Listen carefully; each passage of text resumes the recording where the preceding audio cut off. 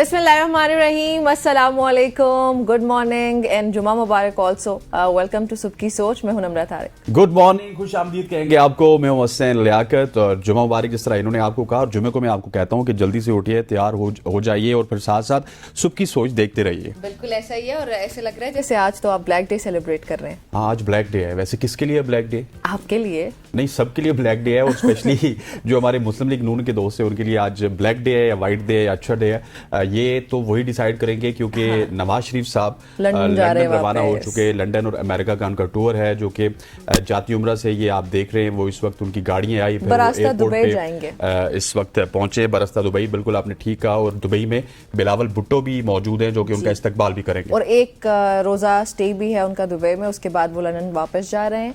तो ठीक कहा आपने, क्या पता नहीं, मतलब आपका जब लीडर नहीं होता आपके साथ, वो जा रहा होता है, तो वो आपके लिए ब्लैक डे भी हो सकता है। तो शायद पाकिस्तान मुस्लिम लीग नून के बहुत से ऐसे रहनुमा जो बहुत क्लोज हैं नवाज शरीफ के, वो उनके वापस जाने पे अफसरदा हो, तो उनके लिए ब्लैक डे हो सकता है। और मरियम भी जा रही हैं। हाँ जी, वो अभी देखते हैं कि क्या होता है। लेकिन मजीद भी कुछ स्टोरीज हैं हमारे पास, वो भी ऐड करते चलें जी। अच्छा, वैसे हसनैन, आईनी तरमीम के फौरन बाद अगर देखा जाए तो सूबाई तशद्दुद एक्ट में तरमीम की तजावीज़ भी सामने आ चुकी हैं पंजाब की ख़वातीन के लिए, ख़ास तौर पे ख़वातीन के तहफ़्फ़ुज़ के लिए। हाँ, बज़ाहिर कह सकते हैं आप, पंजाब की ख़वातीन के तहफ़्फ़ुज़ के लिए पंजाब पुलिस का ये एक अच्छा इक़दाम है कि पंजाब पुलिस ने पंजाब तहफ़्फ़ुज़ ख़वातीन के तशद्दुद एक्ट में तरमीम की तजवीज़ दी, ताकि जुर्मानों को जो 10 लाख रुपए तक बढ़ाया जा सके और जो घरेलू तशद्दुद को जो है वो गैर जमानती जुर्म करार दिया जा सके।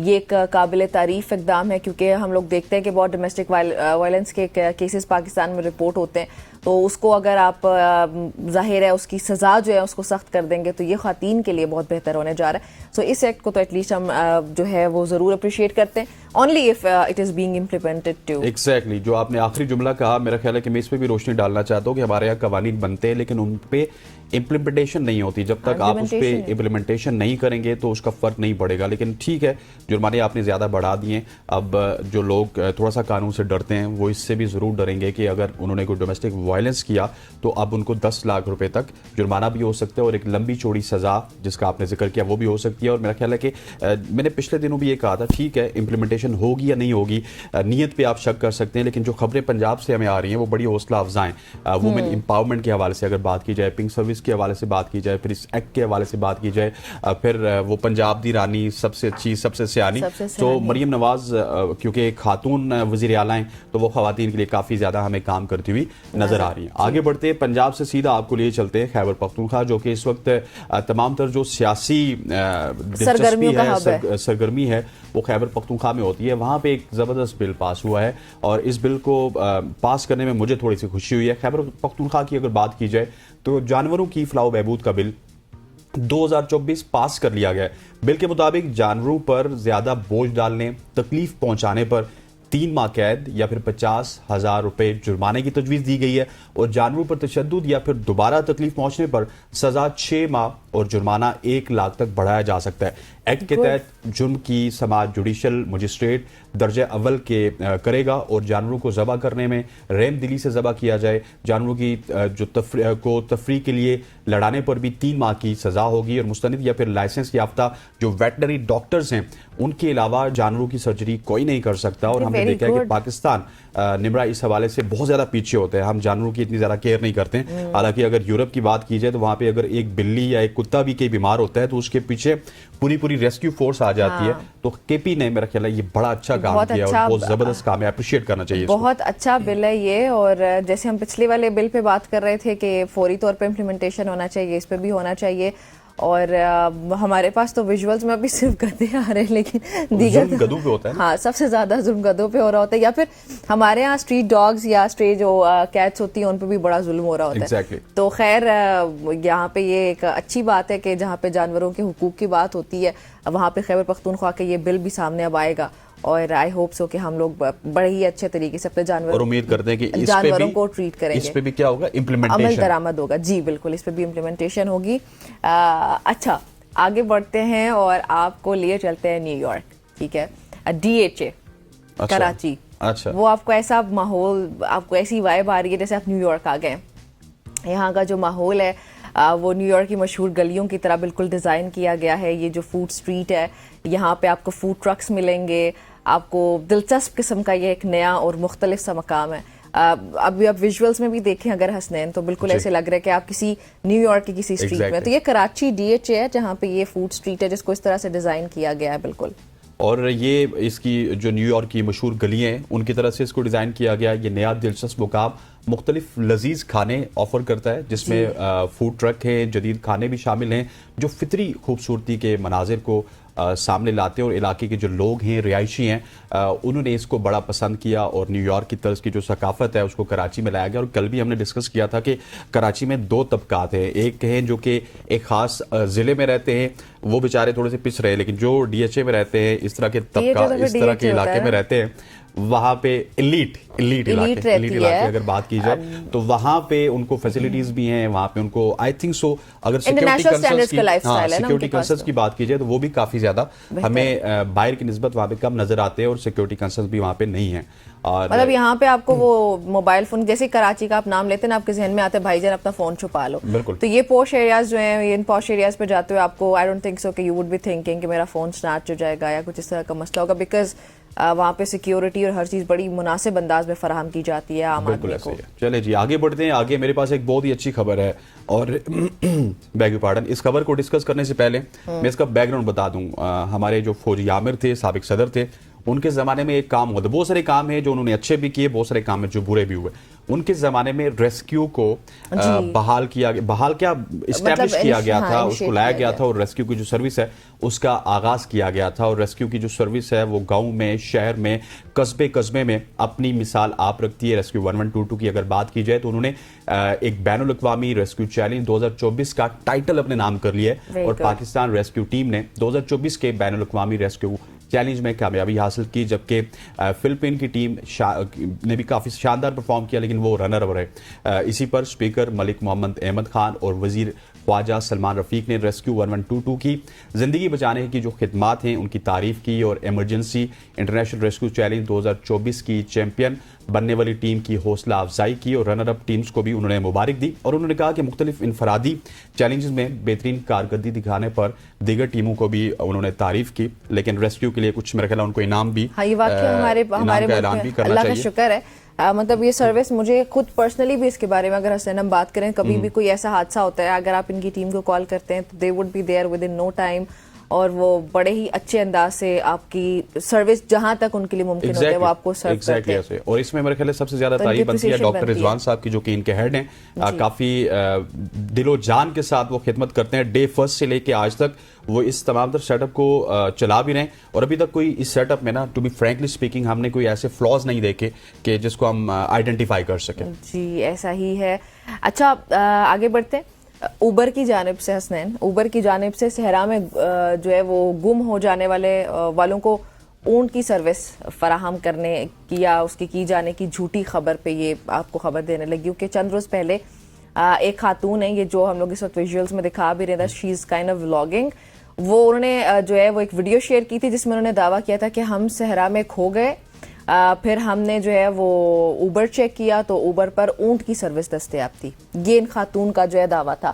ایک شخص اونٹ کے ساتھ پہنچ گیا, خاتون جو ہے قدرے حیرانی سے کہتی ہیں کہ کیا آپ یقین کریں گے ہم نے ایک اونٹ آرڈر کیا ہے, لیکن خاتون کے اس دعوے میں کوئی بھی صداقت نہیں ہے, بلکہ اوبر کی جانب سے ان کی جو ویب سائٹ ہے یا ایپ پر اونٹ کی سواری کے لیے کوئی بھی ایسا آپشن ہی نہیں دستیاب ہے.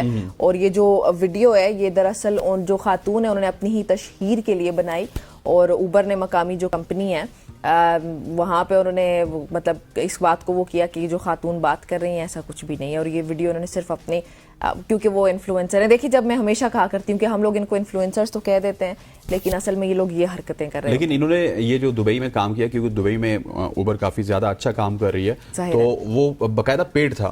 یہ خبر جس طرح آئی ہے تو اوبر نے کہا جی کہ ہم نے پیڈ کیمپین کروائی ہے just to get some views, اور اس کے ساتھ ساتھ اپنے کسٹمرز کو انٹرٹین کرنے کے لیے یہ خبر ہم نے کی ہے. اوبر نے خیر اس کی تردید بھی کی ہے, تو پتہ نہیں تردید انہوں نے اس وجہ سے کی کہ یہ ایکچوئل میں نہیں ہے, ہم نے آپ کی اٹینشن گریب کرنے کے لیے اس طرح کا ہم نے ایک انفلوئنسر کو ہائر کیا. ایسے کبھی بھی کوئی کمپنی نہیں بتا سکتی کہ ہم نے یہ حرکت اس لیے کی ہے, بٹ میں بھی آپ کی شاید انفارمیشن تھوڑی انہوں نے آپ نے خود یہ بولا ہے हाँ, नहीं, ऊबर ने नहीं। ये मना किया हाँ, और ऊबर बाद ने में तरदीद ऊबर ने की ये कि भी ऐसा कहा नहीं कि हुआ। हमने उस इन्फ्लुएंसर को बेसिकली हायर किया वीडियो के लिए। चले अच्छा, खैर, शायद ऊबर जो ने भी किया रीजन होगा। होगा।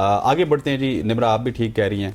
अब आगे करते हो, आगे बढ़ते और आगे आगे आपको बढ़ते। बताते हैं कि आपने कभी ऐसा सोचा है कि कोई आपके पास कोई मेटल डिटेक्टर हो या कुछ भी ना हो और आप कोई खजाने की तलाश करें? नहीं, नहीं सोचा सोचा? नहीं कभी, नहीं। अच्छा, पाकिस्तान में वैसे बहुत सारे लोग सोचते हैं कि उनको खजाना मिल जाए, और मैं आपको बात बताता हूँ। जनवरी 2019 में 7 दोस्तों ने जुनूब मगरबी बरतानिया के इलाके में मेटल डिटेक्टर्स के जरिए खजाना तलाश करने का शौक पूरा करने का फैसला किया। अच्छा। इस दौरान उन्होंने तकरीबन 1000 साल पुराने चांदी के सिक्के दरियाफ्त किए जो जेर जमीन दफन थे। अच्छा, ये ग्रुप मजमूई तौर पर 2584 चांदी के सिक्के तलाश करने में कामयाब हुआ, जो 11वीं सदी से ताल्लुक रखते हैं, और माहिरीन ने इससे बरतानिया में दरियाफ्त होने वाला सबसे ज्यादा मालियत का खजाना करार दिया है। और इन सिक्कों को 56 लाख डॉलर्स में नीलाम किया गया। इसमें 50% रकम दरियाफ्त करने वाले अफराद को मिली, जबकि बाकी रकम इस जमीन के मालिक की हो गई जहां से ये सिक्के दरियाफ्त हुए थे। मतलब सबकी चांदी हो गई। मतलब सबकी चांदी हो गई है। जो मतलब आप सोचे जो जमीन का मालिक होगा उसने कभी सोचा होगा कि मुझे इतने ज्यादा पैसे मिल रहे होंगे जस्ट बिकॉज मेरी जमीन के अंदर के पुराने जमाने के कोई सिक्के। नहीं, मैं आपको एक और एंगल सिक्के- बताता हूँ। हाँ। अगर ये पाकिस्तान में निकलता तो क्या होता आपके मुताबिक?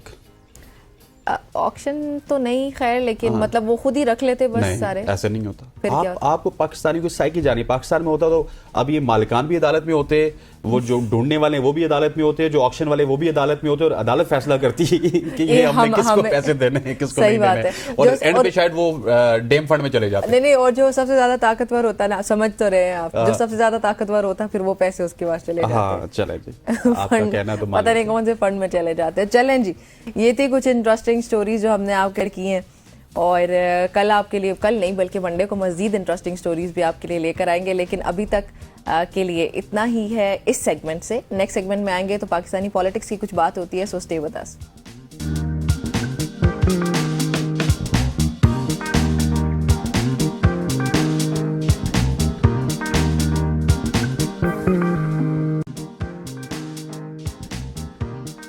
Welcome back everybody. कुछ हद तक आप कह सकते हैं कि पॉजिटिव खबरें हैं हमारे पास आज के लिए आपके साथ शेयर करने के लिए। अब वो इस तरह के इस्लामाबाद हाई कोर्ट का जो हुक्म है उसके बाद फिर जो पाकिस्तान तहरीक इंसाफ से अडयाला जेल में पाकिस्तान तहरीक इंसाफ के जो बानी है माजरत के साथ, उनसे अडयाला जेल में उनके कुछ लॉयर्स, इनमें फैसल चौधरी साहब शामिल हैं, शुएब शाहीन और सलमान अकरम राजा शामिल थे। उन्होंने फाइनली मुलाकात कर ली है और फैसल चौधरी साहब कुछ ही देर में हमें ज्वाइन भी करेंगे, तो हम उनसे जानेंगे कि क्या बातचीत हुई है, इमरान खान क्या कह रहे हैं। लेकिन बहरहाल जो मीडिया टॉक हुई उसमें ये बताया जा रहा है कि इमरान खान कह रहे हैं कि मुझे काफ़ी मुश्किल हालात में रखा गया, गैर इंसानी सलूक किया गया।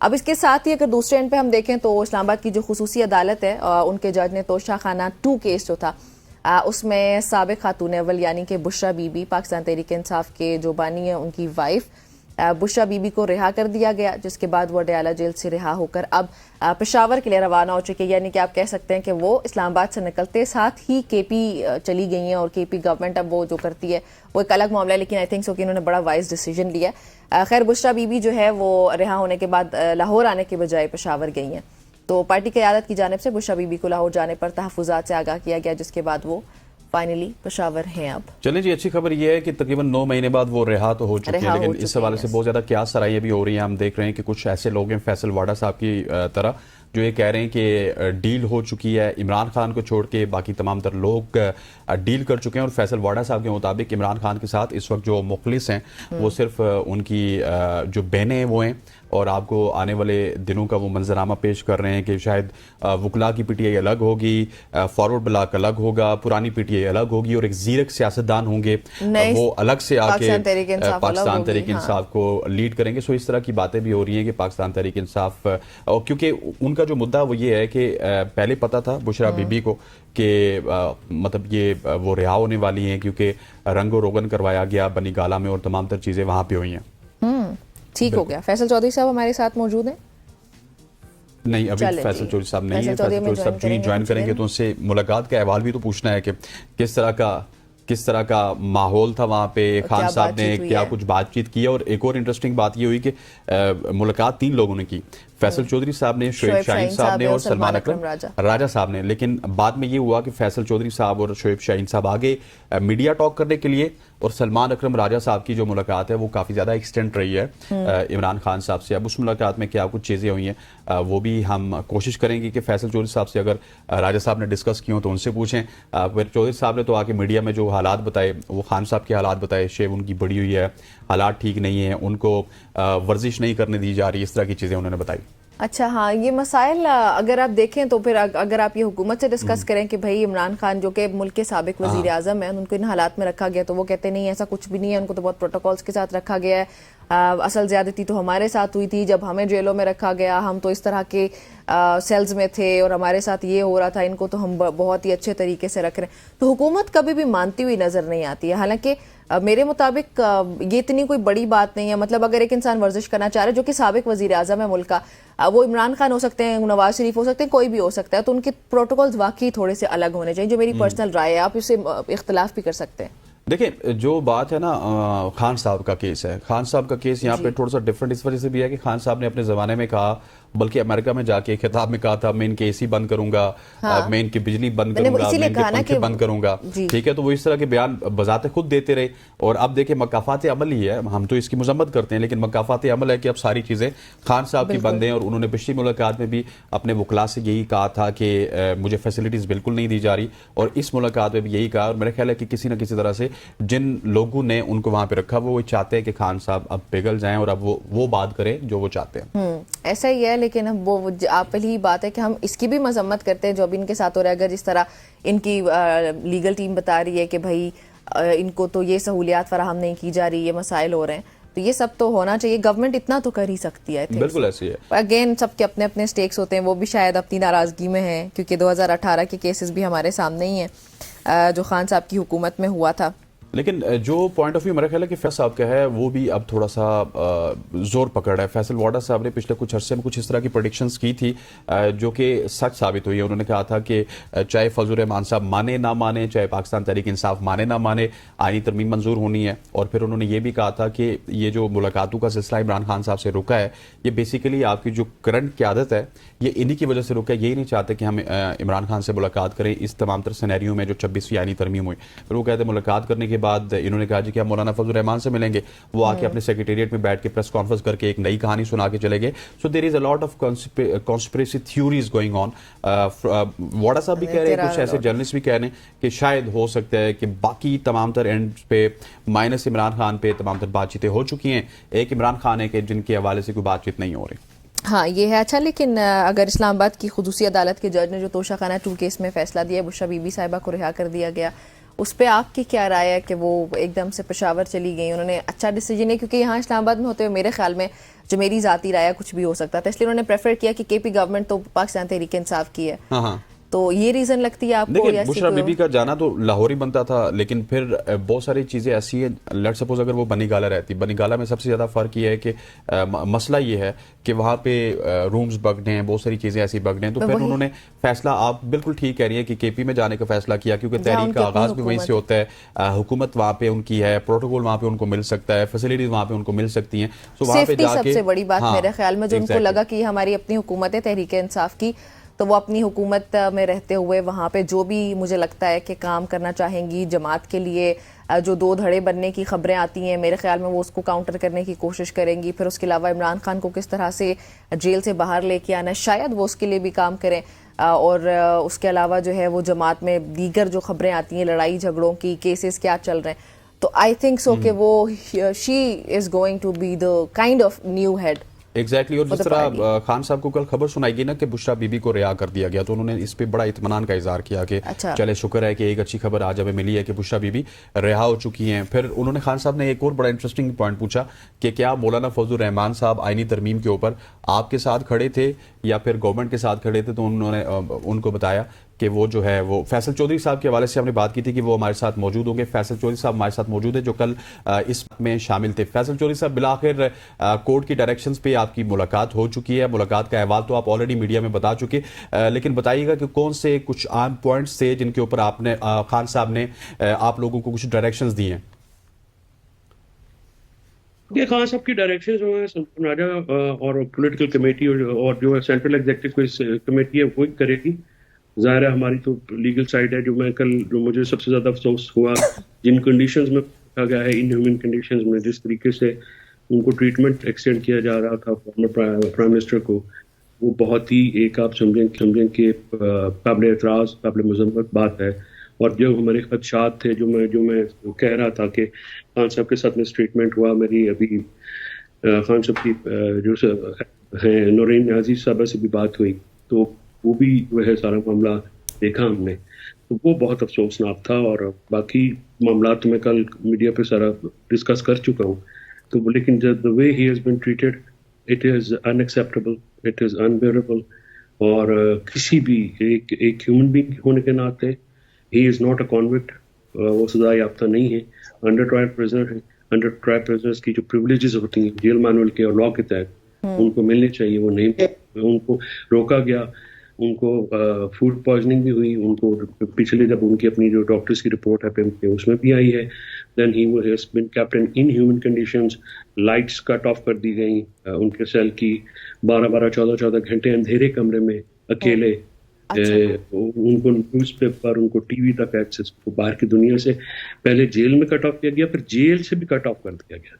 और उनको नहीं पता था कि उनकी बेगम जो है उनकी बेल हो गई। बेसिक तकाजे होते हैं ह्यूमैनिटीज, क्या जो जेल अथॉरिटीज हैं वो इतनी हो गई हैं कि क्या वो किसी शख्स को ये भी नहीं पता चले, मुलाकात नहीं कराने दे रहे, तो ये खबर तो दे दें कि आपकी बेगम साहब की बेल हो गई और वो चली गई। तो बहुत ही मैं अफसोसनाक, मुझे कल मैंने जो सिचुएशन वहाँ पे देखी, मैं बहुत ही उस पर रंजीदा भी हूँ और मैं उससे में ठीक हो गया। अच्छा, अभी तक जो मीडिया पे हमारे पास खबरें आई वो ये कि बुशरा बीबी की रिहाई पर उन्होंने इत्मीनान का इजहार किया है। क्या उन्होंने बुशरा बीबी के लिए कोई पैगाम भी दिया हो, या उनको कोई नई जिम्मेदारियां जो इमरान खान की तरफ से खास तौर पे मिली हैं कि अब वो बाहर आ चुकी हैं, तो वो ऑब्वियसली वो भी एक्सपेक्ट कर रहे होंगे कि जमात के अंदर के जो मसाइल हैं वो शायद बुशरा बीबी केटर करने में बेहतरीन साबित हो सकती हैं? नहीं, देखिए, ये अगर कोई पैगाम दिया भी गया हो तो ऑब्वियसली मीडिया पर डिस्कस तो नहीं हो सकता। लेकिन मेरा तो पता नहीं था कि उनकी बेल हो गई है, तो वो ज़ाहिर है इत्मीनान तो हुआ उनको। अगर आपकी बेल जो है वो बेटर हाफ जो है इनकार्सरेशन में हो, और इनकार्सरेशन भी झूठे मुकदमात में, सियासी मुकदमात में, और इस तरीके से जिस उनको ट्रीटमेंट किया गया, तो वो रिलैक्स तो डेफिनेटली हुए। मैंने ही बताया था उनको, और he didn't know about anything. आज अभी हम लोग बेल जो है उज़मा बीबी की और अलीमा बीबी की बेल भी आज हो गई है।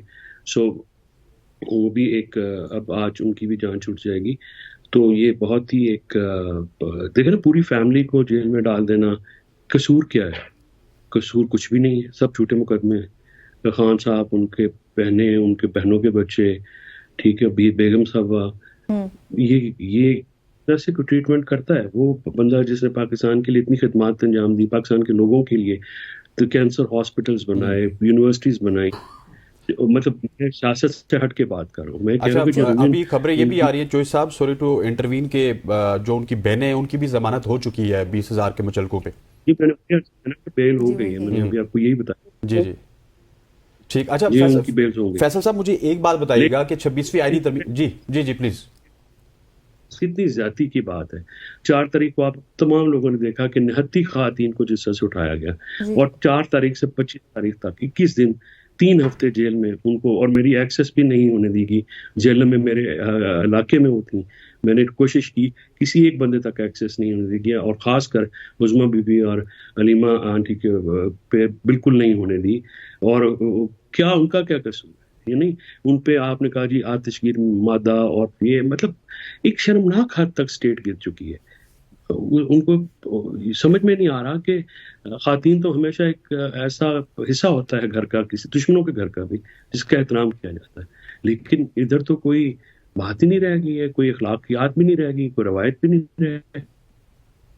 अच्छा चोइस साहब, मुझे एक बात बताइएगा कि एक हौसला अफजा खबर नहीं है आप लोगों के लिए कि 26वीं आईनी तरमीम के बाद आप लोग कह रहे थे कि अदालतों पे इन्फ्लुएंस गवर्नमेंट का। जी जी, मैं आपको मेरी आवाज आ रही है चोइस साहब? जो सब आपको आवाज आ रही है? अच्छा, 26वीं आईनी तरमीम के बाद बहुत सारे खदशात ये जाहिर किए जा रहे थे कि अदालत बेसिकली अब थोड़ी सी गवर्नमेंट की जानिब टिल्ड होगी, लेकिन कल अदालती हुक्म पे ही आपकी मुलाकात भी होगी। अदालती हुक्म पे इमरान खान साहब को उनका जो पर्सनल मुआलिज है वो भी मिल गया, तो अदालतों से तो हौसला अफजा खबरें मिल रही हैं। नहीं, कभी भी ये हमने नहीं कहा कि अदालतों में टिल्ट है। सब अदालतों में हमने कहा है कि बाज अदालतों में टिल्ट है। देखिए ना, अगर कल हमारी मुलाकात हो गई है तो क्या उनकी बहन का हक नहीं बनता था कि कल दूसरे जज साहब जो है वो भी यही स्टेप लेते और वो कल वो भी मुलाकात कर लेती हैं अपने भाई के साथ। लेकिन फैसल साहब, रिश्तों इसमें में ये भी है ना कि एक इमरान खान को तो अदालत में पेश किया जाना था, उनको अदालत में फिर भी पेश नहीं किया गया, बल्कि आप लोगों की मुलाकात करवाई गई। तो हम ये कह सकते हैं कि ये फिर उस पर कोई रिजर्वेशन है इमरान खान को अदालत में पेश करने की, बजाय इसके कि फिर आप लोगों को भेजे। आप बिल्कुल दुरुस्त कह रही हैं, बिल्कुल दुरुस्त कह रही हैं। बहुत ज्यादा रिजर्वेशन। वो क्या रिजर्वेशन? क्या वजूहत लगती हैं आपको कि इमरान खान को नहीं पेश किया गया, आप लोगों को भेजा गया मुलाकात के लिए? जी मैं अर्ज कर रहा हूँ, जी जरूर। वो इसलिए नहीं पेश किया कि अपने कायम में वो जो डेनिग्रेशन है उनकी, जो उनकी जात की जो ट्रीटमेंट है वो पब्लिक आय में ना आए। ठीक है, ये जो मैंने आपसे बातें बताई हैं, अगर आप इनको फिजिकली देखें, आप आई एम श्योर क्या मैंने ये बात गुफ्तगू उनकी जिन कंडीशंस में रखा गया है मैंने लोगों को बताई हैं, उनको सुन के लोग काफी परेशान है। अगर वो देखते हैं तो फिर उनका रिएक्शन क्या होगा?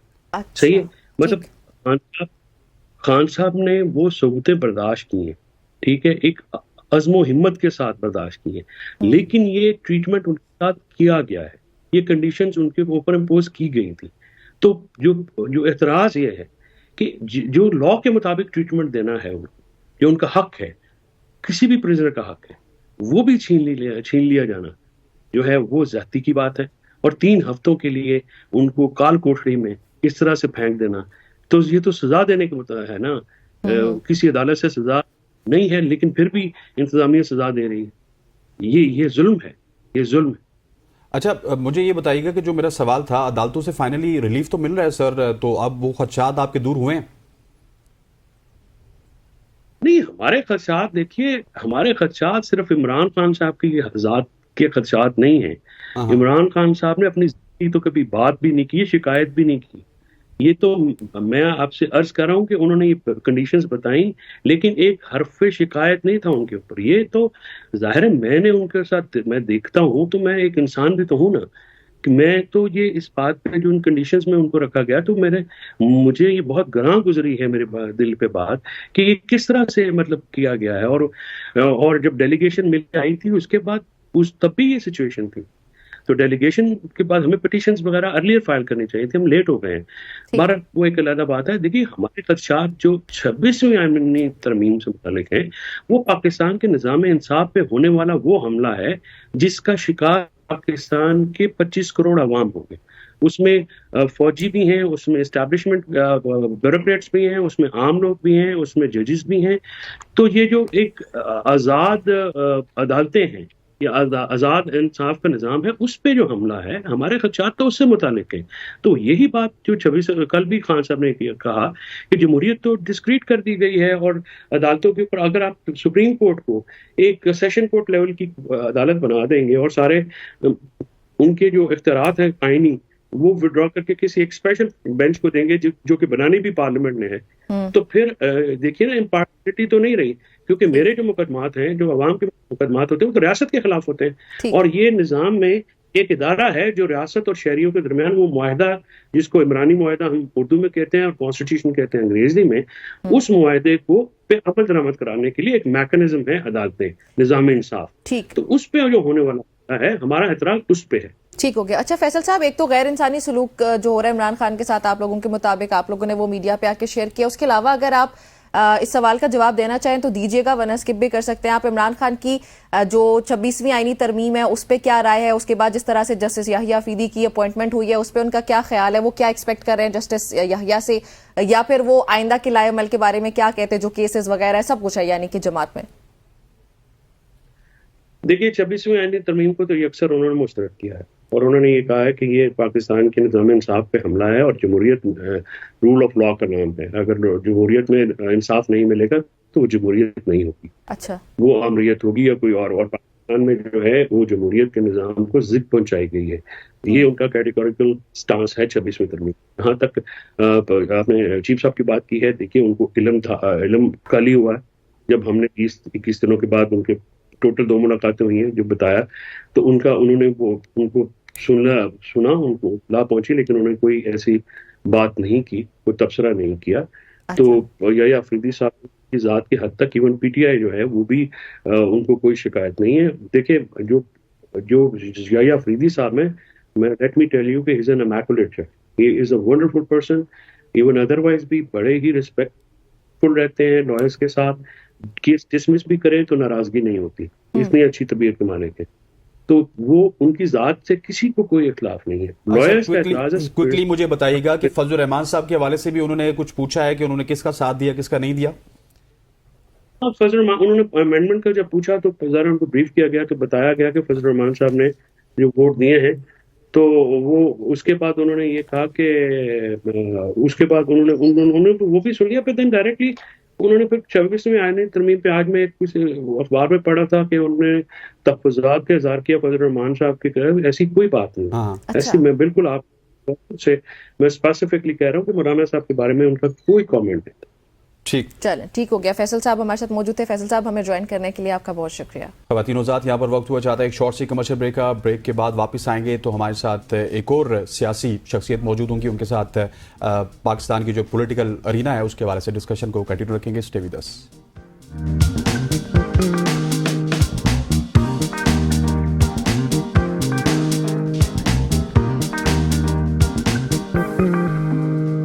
مولانا فضل الرحمان ہی کی پارٹی کی M N A Shahida Akhtar Sahiba ہمارے ساتھ موجود ہیں. میم آپ کو خوش آمدید کہتے ہیں. تھینک یو سو مچ. جس طرح نمرا نے کہا کہ آپ لوگ اسپاٹ لائٹ میں تھے, وہ ڈیفینیٹلی مولانا کا ایک سٹانس تھا, لیکن اس اسپاٹ لائٹ کے بعد ہمیں کچھ چیزیں بکھرتی ہوئی بھی نظر آ رہی ہیں. آپ کے جو اتحادی تھے اس اسپاٹ لائٹ میں, تحریک انصاف, ان کے بیانات میں آپ کے بیانات میں کنٹرڈکشن نظر آ رہی ہے. اس کی کیا وجہ ہے؟ بسم اللہ الرحمن الرحیم. دیکھیں, ہم یہاں پہ پارلیمنٹ میں ہیں اور ہمارا کام قانون سازی ہے, آئین سازی ہے. بہت کلازز پہ آئین سازی ہو رہی تھی.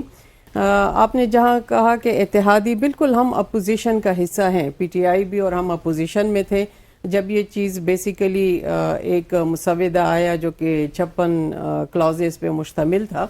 تو اس میں کافی ایسی چیزیں تھیں کہ جس سے ہم اختلاف رکھتے تھے. صرف ہم نہیں بلکہ باقی پارٹیاں بھی اس سے متفق نہیں تھی کہ اس کے جو اگر آفٹر ریزلٹ ہوں گے تو ہم سمجھتے تھے کہ وہ اس طرح نہیں ہوں گے پازیٹیو, ہم کہ وہ نیگیٹو زیادہ ہوں گے. تو اس کو سارا دیکھنے کے لیے بڑی ایک تھورو کنسلٹیشن ہوئی ہے.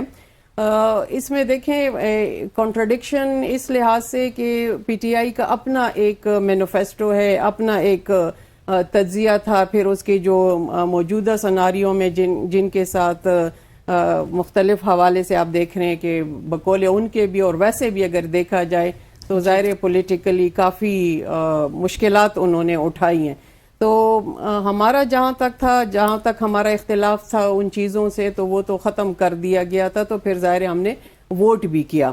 ان کی مجبوری تھی کہ ان کو لیڈرشپ نے اجازت نہیں دی, اور وہ چونکہ شروع سے اس اسمبلی کے بنیاد جہاں سے یعنی ووٹ لیا گیا اور پھر اسمبلی آئی تو ان کا وہی فارم 47 کے حوالے سے جو تھے, تو اس بیس پہ انہوں نے کہا کہ ہم اس کا حصہ نہیں بنیں گے. تو ظاہر ہے وہ تو اس کا اپنا پارٹی کا ایک موقف تھا. ہم نے تو پوری کوشش کی کہ کنسلٹیشن میں تمام جماعتیں ہوں, اور ایک چیز جب آئے تو یونانیمس ہوں, تاکہ ایک کل اس پہ کوئی ایسی آواز نہ اٹھا سکے. اور اس پہ آپ کی جماعت نے بڑا اچھا کام کیا بھی ہے سب کو ایک پیج پہ لانے کے لیے, لیکن اگر دیکھا جائے تو پہلے آپ لوگ اس پہ رضامند نظر نہیں آئے. بالکل, وہ جن کلازز جو ابھی یہاں سے اومٹ کی گئی ان پہ تو بالکل نہیں ہے, نہ آج ہیں نہ پہلے تھے نہ کل ہوں گے. چلیں ٹھیک ہو گیا. لیکن مطلب پہلے آپ لوگ راضی نہیں تھے, لیکن پھر ایون آخری دن تک ہم لوگ اس کنفیوژن کا شکار تھے. میڈیا پہ بیٹھ کے ہم ڈسکس کر رہے تھے بار بار کہ کیا کریں گے مولانا فضل الرحمان اور ان کی جماعت کیا کرے گی. تو کیا کس پوائنٹ پہ جا کے آپ لوگوں کو, کیا مولانا فضل الرحمان کو یہ علم ہو چکا تھا کہ اگر آپ لوگ ووٹ نہیں کرتے تو بھی حکومت کے پاس مزید آپشنز موجود ہیں؟ کیا یہ ایک وجہ بنی آپ لوگوں کے لیے؟ دیکھیں, یہ تو سیاسی طور پہ ہے, اگر ہم نہ کرتے ظاہر جس طرح حکومت کہہ رہی ان کے پاس ووٹ تھے, تو انہوں نے تو اگر اس چیز کو ہر حال میں پاس کروانا تھا تو ڈیفینیٹلی وہ ان کا اختیار ہے, ان کا طریقہ کار تھا کہ وہ کس طرح کرتے ہیں. ہمارا اس کی موڈیلٹی پہ شروع سے تھا, اس لیے کہ ہمیں جب کہا گیا تھا کہ آپ ہمیں ووٹ کریں, آپ دیکھیں ہم پولیٹیکل پارٹی ہیں, آپ بھی اگر کسی کو ووٹ دیتے ہیں تو کچھ ججمنٹ ہوتی ہے آپ کی کہ ہم نے کس بندے کو ووٹ کرنا ہے.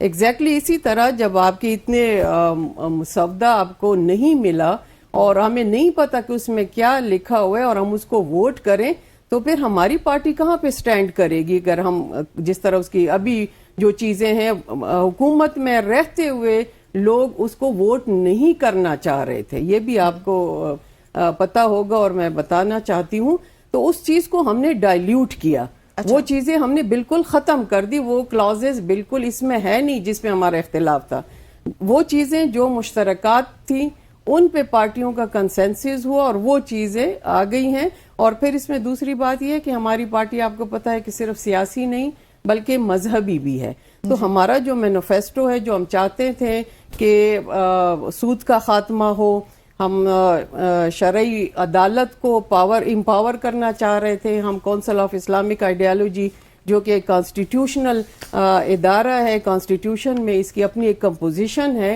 ہم چاہتے تھے کہ اس کی بھی اس میں ان پٹ شامل ہو جو بھی قانون سازی ہو، تو یہ تمام چیزیں تھیں جو کہ ہمارا مطالبہ مانا گیا اور اس میں شامل ہوئی، اور جو اختلافی نوٹ چیزیں تھیں وہ نکال دی گئی۔ تھوڑا سا مجھے بتائیے گا کہ سلمان اکرم راجہ صاحب نے یہ کہا کہ بیسیکلی مولانا صاحب نے ہم سے یہ کہا کہ اگر آپ ان مدرجات پہ حکومت کے ساتھ نہیں چلیں گے تو وہ اور لوگوں کو اٹھا لیں گے، انہوں نے منظور تو کروانی ہے۔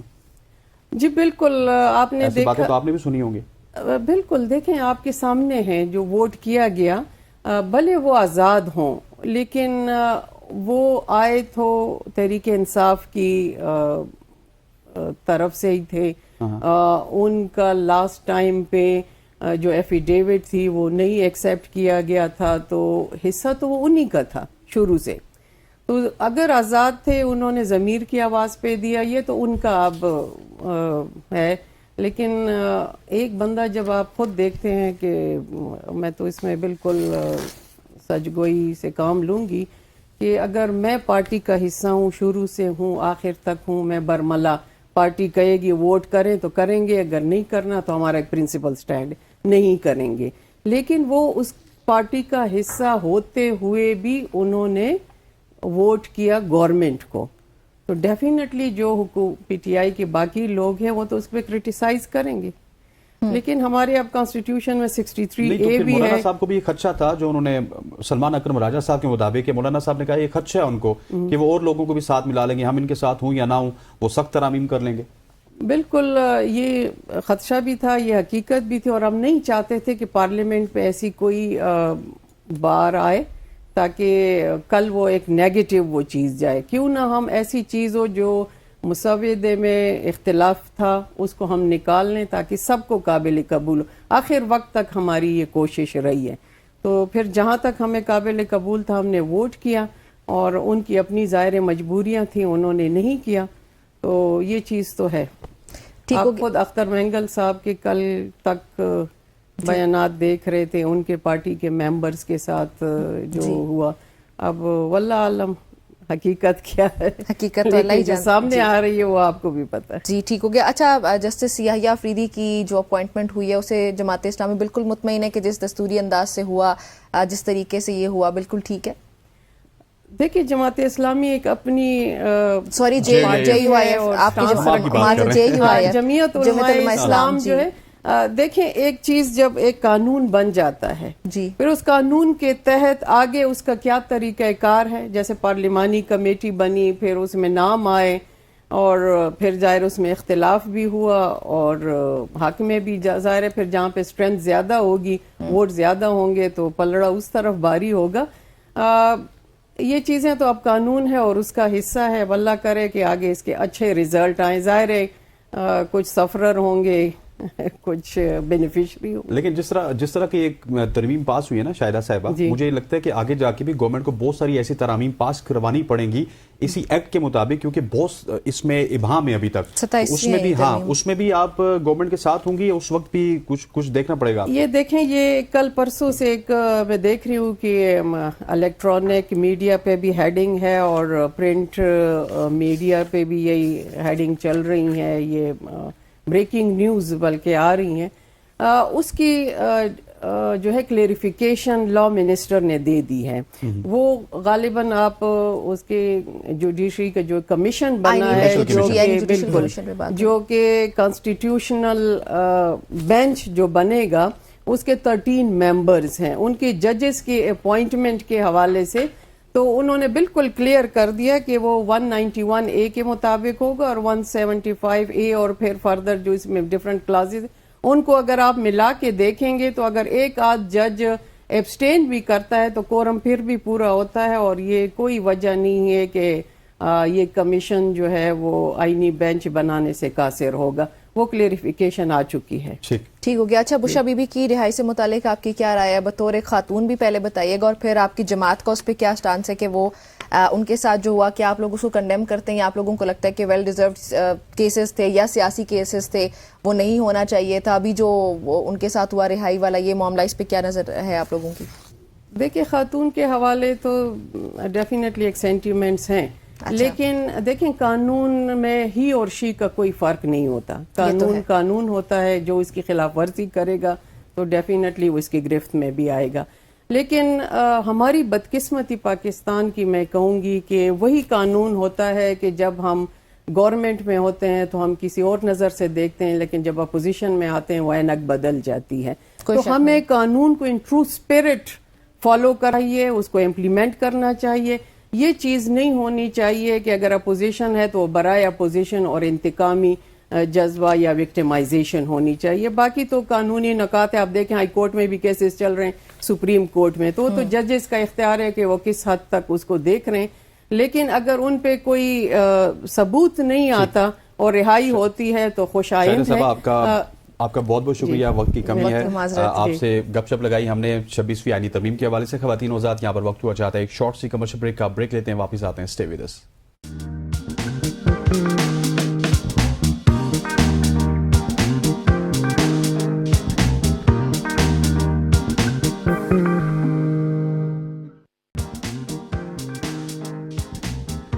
Welcome back to show. اب ہم بات کریں گے ایک اچھی خبر کی. ہم نے کل آپ سے بتایا تھا مسٹر یونیورس کے مقابلے کی, جو کہ جیتا ہے رمیز ابراہیم نے, اس میں gold medal. Pakistani body builder Ramiz Ibrahim Khan mister universe body building مقابلوں میں گولڈ میڈل حاصل کرنے میں کامیاب ہوئے ہیں.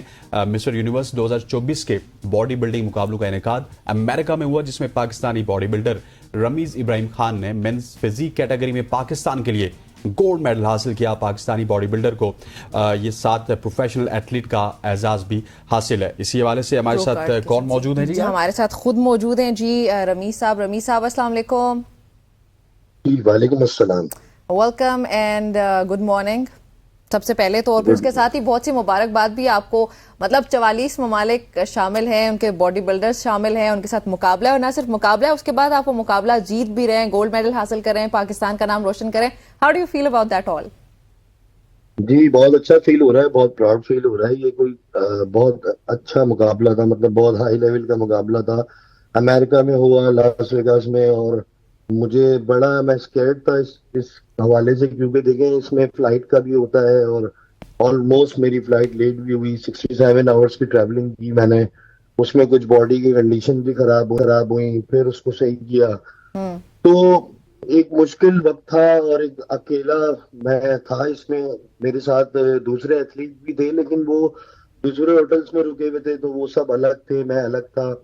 نہ کوئی کوچ, نہ کچھ, نہ کوئی دوست. تو بس بہت مشکل ہوتا ہے ایک نئے ملک میں آ کے, نئے شہر میں اکیلے چیزوں سے فائٹ کرنا. تو الحمدللہ کیا میں نے. میں بہت پیشنیٹ ہوں, اس سے پہلے ورلڈ چیمپئن بھی بن چکا ہوں, اس میں بھی پرو کارڈ لے چکا ہوں, اور اس بار ٹارگٹ تھا کہ پاکستان کی ایک نئی ہسٹری سیٹ کریں گے انشاءاللہ, اور اس میں بھی پرو کارڈ جیتیں گے, گولڈ میڈل لائیں گے. پاکستان زندہ باد ہوگا. امریکہ کے ملک میں جا کے جو ہے پاکستان کا جھنڈا لہرانا, یہ بہت بڑی بات ہے. رمیز آپ کو بہت بہت مبارک ہو. جس سے آپ نے پرو کارڈ کا ذکر کیا, پرو کارڈ ہولڈر بھی ہیں آپ, اس کے بعد اب فزیک مقابلوں میں مسٹر یونیورس بھی آپ بن چکے ہیں. یہ بتائیے گا کہ کیا فیڈریشن آپ کو سپورٹ کر رہی ہے, گورنمنٹ آف پاکستان آپ کو سپورٹ کر رہی ہے؟ کیونکہ ہماری نیک خواہشات, عوام آپ کے حوالے سے بہت خوش ہے. ہم نے کل آپ کی سٹوری پورے پاکستان کو بتائی تھی, اور آج آپ ہمارے ساتھ موجود ہیں. دیکھیں گورنمنٹ تو کوئی سپورٹ نہیں کر رہی. میں پہلے بھی جیت کر آیا تھا, تب بھی کوئی سپورٹ نہیں تھی. ابھی تک کوئی میسج ہی نہیں دیکھنے کو ملا. کسی نے مجھے بتایا ہی نہیں کہ کسی نے, پی ایم صاحب نے یا گورنر صاحب نے یا سندھ کے جو ہے وہ منسٹر ہیں, جو انہوں نے کوئی शाबाशी का मैसेज किया हो या कोई चीज ऐसी चली हो, बिल्कुल भी नहीं है। मतलब बहुत अफसोस होता है ये चीज देख के कि आप इतना नेग्लेक्ट कर रहे हैं, इतना, फिर यही होता है कि आपका जो टैलेंट है फिर वो दूसरे मुल्कों में चला जाता है और फिर वो उनको रिप्रेजेंट कर रहा होता है। आप मुझे मुसलसल नेग्लेक्ट कर रहे हैं। मैं पाकिस्तान की दूसरी बार जो है सक्सेस लेकर आ रहा हूँ, कराची में मेडल लेकर आ रहा हूँ, जी पाकिस्तान में ला रहा हूँ, तो यार समझ नहीं आता क्यों कर रहे हैं ऐसा। फेडरेशन का किरदार ये होता है कि फेडरेशन आपको सिर्फ इवेंट तक पहुंचाती है, पार्टिसिपेशन कराती है, या वीजे में हेल्प करती है, इनविटेशन दिलवाती है, जिसमें हमारे शाहिद भाई, वसीम भाई और फहीम भाई, इन लोगों ने बड़ी हेल्प की। तो मुझे इनविटेशन दिलवाया, वहां से मैं गया, फिर उसके बाद कुछ कॉम्प्लिकेशन हुई, वीजे रिफ्यूज हुए 2 बार, तो फिर उसमें भी सपोर्ट की। तो फिर जाके जो है वो फेडरेशन के पास प्लेटफॉर्म होता है, क्योंकि फेडरेशन जो है वो प्राइवेटली चल रही होती है, इनके पास गवर्नमेंट की कोई फंडिंग होती नहीं है। जिन फेडरेशन के पास गवर्नमेंट की फंडिंग है वो खुद ही खा जाते हैं, एथलीट तक फिर भी नहीं पहुंचनी। तो इस पे तो बहस करने का कोई फायदा ही नहीं है। ठीक। अच्छा रमीज, ये भी बताइएगा कि ये जो mister universe body building competition है बेसिकली ये है क्या, और आपने इसके लिए किस तरह से प्लान किया, फिर आपकी जीत किस तरह हुई? देखो, मैं तो डिसहार्ट हो गए पिछली बार वर्ल्ड चैंपियनशिप से जीतने के बाद, क्राइसिस में आने के बाद कुछ फाइनेंशियल इश्यूज हो गए थे जिसकी वजह से मैं बॉडी बिल्डिंग छोड़ चुका था। अच्छा। और मैंने तो सोच लिया था कि मैं अब दोबारा नहीं करूंगा, लेकिन वो हमारे चाइल्ड प्रॉपर्टीज के सैयद फवाद भाई हैं, उन्होंने मुझे मोटिवेट किया। उन्होंने मुझे कहा, फिर मेरे पेरेंट्स ने, मेरी वाइफ ने, यार अच्छे नहीं लग रहे आप इस तरह, आपने अपनी क्या हालत बना ली है, आप जो है वो खेलें, कंपटीशन तैयारी करें। तो फिर उन्होंने मुझे स्पॉन्सर किया टिकट और होटल एकोमोडेशन। ओके। अगर वो नहीं करते तो मैं यहाँ नहीं आ पाता और पाकिस्तान के लिए मेडल नहीं ला पाता। तो ये उनका एहसान है मुझ पे, thank you so much Fawad भाई। बाकी क्या कहते हैं, इसका ये है कि देखिए WFF जो है वो दुनिया की दूसरे नंबर की फेडरेशन है, जी सबसे इसका रैंक 2 है। पहले ये सब एक होती थी फेडरेशन, अब इसके पूरी दुनिया में 100 टुकड़े हो गए, तो अलग अलग हैं, तो इसमें रेटिंग्स होती हैं, तो ये सेकंड नंबर पे आती है। और दूसरा, इस फेडरेशन के जो इवेंट है इसमें 130 ममालिक रजिस्टर्ड है ओके। टोटल पूरे। हाँ, तो ये इसलिए नंबर ऑफ रेटिंग्स में बहुत बड़ी है। फिर इसके जो इवेंट्स हैं वो बहुत हैवी और बहुत टफ होते हैं। मैंने भी बहुत टफ टाइम गुजारा इस इवेंट में, 2.5 घंटे की फाइट की है, 3 क्लासेस मैंने इसमें खेली हैं, पोजिंग राउंड भी दिए हैं 2 बार, म्यूजिक पोजिंग राउंड जो होते हैं, और मैंने प्रो लीग भी खेली है। मतलब मैं प्रो जीत के मतलब मैंने छोड़ा नहीं, आगे प्रो लीग हुई इनकी इसी में। तो उन्होंने मुझसे पूछा कि क्या आप प्रो लीग में पार्ट लेना चाहते हैं, लेकिन इसमें सारे प्रोफेशनल आए हुए हैं, वो तैयारी प्रो लीग की कर आए, तो क्या आप लेंगे? तो मैंने कहा हाँ मैं लूंगा, अल्लाह मालिक है। तो उसमें भी थे तकरीबन कोई 15-20 लड़के, उसमें मैं ब्रॉन्ज मेडल हो गया। तो वो बड़ा खुश हुए वो लोग, उन्होंने बड़ा अप्रिशिएट किया कि यार आप जो है ना, बड़ा अच्छा कॉन्फिडेंस है आपका कि आपने हिम्मत नहीं हारी है, और वाकई तो उन्होंने भी शाबाशी दी है। और यही नहीं, मुझे अमेरिका से ऑफर भी हुई है अच्छा। कि मैं अमेरिका को रिप्रेजेंट करूं, लेकिन मेरा एक पैशन है, मेरा एक ख्वाब है, मेरा एक ड्रीम है कि मैं अपने आखिरी सांस तक, मरते दम तक पाकिस्तान को ही रिप्रेजेंट करूं। बहुत खूब, वेरी गुड। बहुत खूब। और We appreciate that. लड़कों की तरह नहीं, जिन्होंने अपना मुल्क छोड़ दिया, कोई ऑस्ट्रेलिया को रिप्रेजेंट करता है, कोई यूएस को करता है, और कोई दुबई को करता है, और फिर बाद में कहते हैं जीतने के बाद कि हम पाकिस्तानी हैं। तो मैं उनको पाकिस्तानी नहीं समझता, क्योंकि वो तो रिप्रेजेंट, वो खारे कमारे भी वही है, उनकी लाइफ तो बहुत अच्छी है वहां पे। स्ट्रगल तो हम कर रहे हैं, हम पाकिस्तान में मेहनत कर रहे हैं, पाकिस्तान में खारे कमा रहे हैं, यहाँ के हालात को भी देख रहे हैं, अपनी जिम्मेदारियां भी निभा रहे हैं, तो हम पाकिस्तानी हैं। आप अपने आप को पाकिस्तानी नहीं कह सकते, क्योंकि आप तो रहे, आप तो नेशनल है वहां के, तो आप तो वहां के नेशनल हो चुके हैं ना। तो मुझे जो ऑफर हुई तो मैंने उसको रिजेक्ट कर दिया, और इंशाल्लाह आखिरी सांस तक जब तक ये बॉडी बिल्डिंग करूंगा, اچھا پاکستان کو رمیز، represent کرنا۔ آپ نے تیاری کا ذکر کیا تھا اپنے سوال میں، تو تیاری کے حوالے سے بتائیے گا کتنے ڈیفیکلٹ اس کی ٹریننگ ہوتی ہے، ڈائٹ بھی آپ کی ماشاءاللہ سے اسی طرح کی ہوتی ہوگی، اور اس ایونٹ کے لیے آپ نے کتنا عرصہ پہلے پریپیئر کیا تھا، کتنا عرصہ پہلے آپ کی ٹریننگ سٹارٹ ہوئی تھی؟ میں نے 6 مہینے اس ایونٹ کی تیاری کی تھی، اور ظاہر ہے میرے مسل میچور ہیں، میں 17 سال سے اس فیلڈ میں ہوں، باڈی بلڈنگ کر رہا ہوں، تو ریکوری کی مسلس کی، پھر مجھے انجریز ہوئی، لوور بیک انجری مجھے بہت زمانے سے ہے، پھر اس بار جو ہے میرے گھٹنا بھی ٹیئر ہو گیا اور بہت سارے مسئلے ہوئے، لیکن ان سے فائٹ کرتا ہوا۔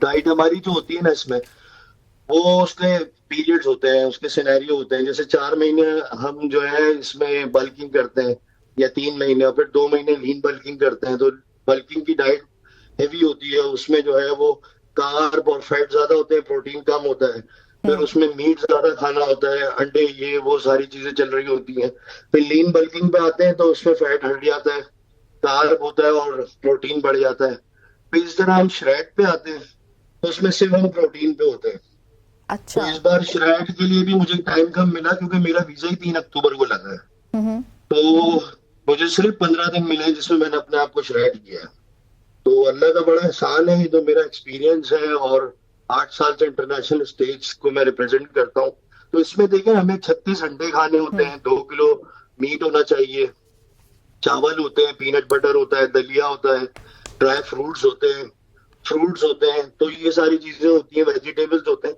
تو ان سب پہ ہماری ڈائٹ ہوتی ہے۔ مطلب اگر ٹھیک۔ عام آدمی وہ نہیں کھا سکتا، کیونکہ وہ ایک تو وہ بوائل ہوتی ہے، بغیر کسی اسپائس کی ہوتی ہے، اینڈ میں تو ہم نمک بھی چھوڑ دیتے ہیں، پانی بھی چھوڑ دیتے ہیں، تو بہت کمپلیکیٹڈ ہوتا ہے، اس کے لیے بہت ڈیڈیکیشن، بہت ٹھیک۔ ہارڈ ورک اور بہت سیکریفائس کرنا پڑتا ہے، اور ٹریننگ کی بھی فیزز ہوتے ہیں۔ جب ہم بلک پہ ہوتے ہیں تو ٹریننگ گھنٹہ 1.5 گھنٹہ ہوتی ہے، مطلب ڈیلی، ٹھیک، پھر اس کے بعد جب ہم لین بلک پہ آتے ہیں تو کارڈیو ایڈ ہو جاتا ہے، پھر اس کے بعد جب ہم شریڈ پہ آتے ہیں تو شریڈ پہ جو ہے وہ 8-9 گھنٹے اس کے اندر اسپینڈ کرنے ہوتے ہیں، جس میں باڈی ٹریننگ ہے، سوانا اسٹیم لینا ہے، پھر اس کے بعد 2-3 گھنٹے صبح شام ٹریننگ کرنی آپ ہے۔ کا تو بڑا تو یہ ہیلتھی سارا- لائف سٹائل ہے رمیز، آپ کا تو بڑا ہیلتھی لائف سٹائل ہے۔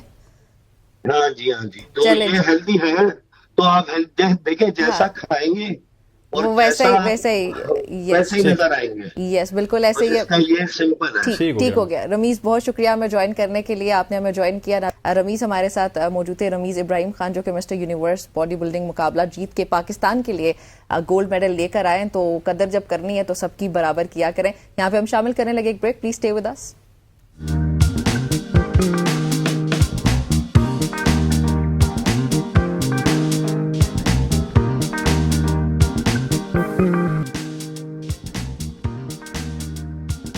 Welcome back to show. اب ہم بات کریں گے راولپنڈی ٹیسٹ میچ کے حوالے سے، جہاں پہ پاکستان کا پلڑا اس وقت تک بھاری ہمیں نظر آ رہا ہے۔ 92 پہ پاکستان کے وہی 3 وکٹ گرے ہیں جو کہ کل گرے تھے، اور پاکستان اور انگلینڈ کے درمیان فیصلہ کن ٹیسٹ میچ کی پہلے دن کی اگر بات کی جائے تو اس کے اختتام پہ پاکستان نے پہلی اننگز میں 3 وکٹوں کے نقصان پہ 73 رنز بنائے تھے، جو کہ اب 92 ہو چکے ہیں۔ پاکستانی اوپنرز عبداللہ شفیق اور سام ایوب 14 اور 16 رنز بنا کے آؤٹ ہوئے، جبکہ کامران غلام 3 رنز بنا کر پویلین واپس لوٹے۔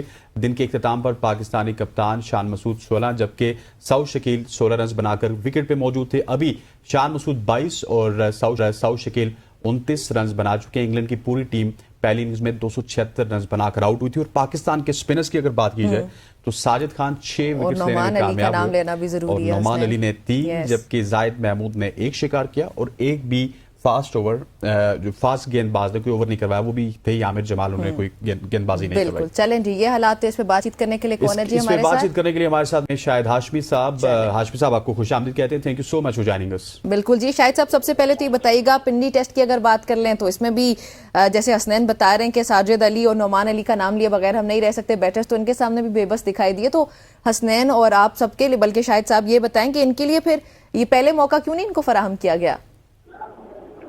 ایسا ہی ہے، پاکستان کو ایک اننگز کی شکست کھانے کے بعد یہ پتا چلا کہ ہمارا جو وننگ فارمولا ہے وہ اسپنرز ہے۔ ہم یوز پچ بنائیں گے، سلو ڈرائی پچ بنائیں گے، اسپننگ پچ بنائیں گے، تو ہمیں انگلینڈ کے خلاف کامیابی ملے گی، اور یہ सीरीज बाय सीरीज और हरीफ बा हरीफ जो भी टीम होगी उसके हिसाब से तय करना होगा। अगर कोई ऐसी टीम होगी जो स्पिनर्स को बहुत अच्छा खेलती है, जैसे बांग्लादेश है, जैसे इंडिया है, साउथ अफ्रीका है, तो आपको उनको दूसरे हरबे इस्तेमाल करने पड़ेंगे। लेकिन इंग्लैंड, ऑस्ट्रेलिया वगैरह, वेस्ट इंडीज की टीमें, इस टाइप की टीमें स्पिनर्स पे घबराती हैं और इतना अच्छा नहीं खेलती। तो हमें बड़ी मुश्किल से ये विनिंग फार्मूला पता चला। साजिद और नोमान को हम बाहर कर चुके थे ऑस्ट्रेलिया के टूर के बाद से, और अब दोबारा लाएं तो हमें पता चला है कि यही हमारे विनर्स हैं जो हमें जितवा सकते हैं। शायद भी अगर प्रिंट टेस्ट की बात की जाए तो अब ये टेस्ट मैच इस तरह जा रहा है कि इसका फैसला होगा और आज का दिन बड़ा इंपॉर्टेंट है।